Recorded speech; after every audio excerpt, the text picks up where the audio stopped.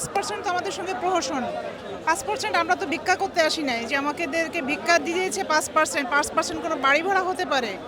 শিক্ষক সমাজের প্রতি যে অবিচার বা দৃষ্টিভঙ্গি খুব ক্ষীণ, এটা আমরা সমাজের কাছে প্রত্যাশা করি না।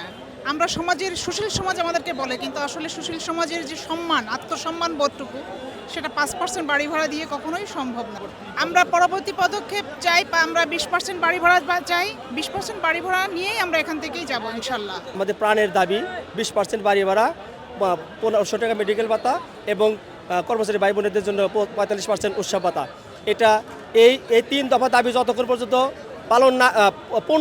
প্রজ্ঞাপন বাস্তবায়ন না করা হবে ততদিন পর্যন্ত আমাদের স্কুলে, সারা বাংলাদেশের স্কুলে আপনারা নিশ্চয় অবগত আছেন, শাটডাউন কর্মসূচি চলছে। যতদিন পর্যন্ত এই সরকার আমাদের দাবি বাস্তবায়ন না করবে ততদিন পর্যন্ত চলবেই। আজকে 5% বাড়ি ভাড়া প্রজ্ঞাপন দিয়ে আমাদের সাথে প্রহসন করা হয়েছে। আমাদের দাবি যদি পূর্ণ না করে আমরা এই অথর্ব সিআর আবরারকে গদি থেকে টেনে হিঁচড়ে গাড় ধরে নামাবো। আমাদেরকে যে 5% সরকার দিচ্ছে বা প্রজ্ঞাপন না করে আমাদের দিতে বলছে, আমরা সেটা প্রত্যাখ্যান করলাম। কারণ আমাদের দাবিটা তো সেটা ছিল না।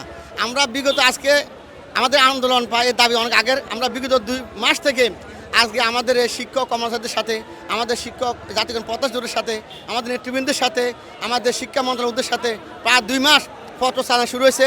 তারা প্রথম আমাদেরকে বলছিল, যখন আমরা দাবি দেওয়া প্রেস ক্লাবে করছিলাম, তখন ওনারা বলছিল যে আপনারা আমাদের কাছে একটা নোট দেন, আপনাদের বাজেট দেন, আপনাদের কত লাগতে পারে।